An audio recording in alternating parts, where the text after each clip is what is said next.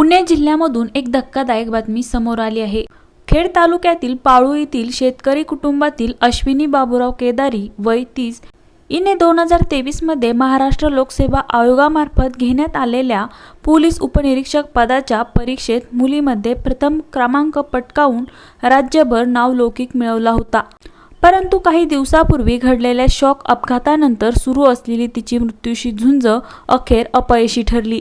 मिळालेल्या माहितीनुसार 28 ऑगस्ट रोजी पहाटे अश्विनी हिने अभ्यास करताना अंघोळीसाठी हीटरला पाणी तापवायला ठेवले होते। पाणी जास्त तापल्याचे पाहण्यासाठी ती गेली असता बाथरूममध्ये हीटरचा धक्का बसून उकळते पाणी तिच्या अंगावर पडले।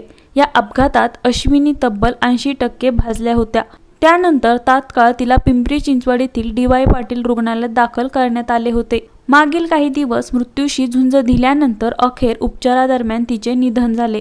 अश्विनीला जिल्हाधिकारी होण्याचे मोठे स्वप्न होते। त्या दिशेने ती प्रयत्नही करत होती, परंतु दुर्दैवाने तिचे स्वप्न अपूर्णच राहिले। तिच्या निधनाने संपूर्ण खेड तालुका आणि स्पर्धा परीक्षेच्या विद्यार्थ्यांमध्ये शोककळा पसरली आहे।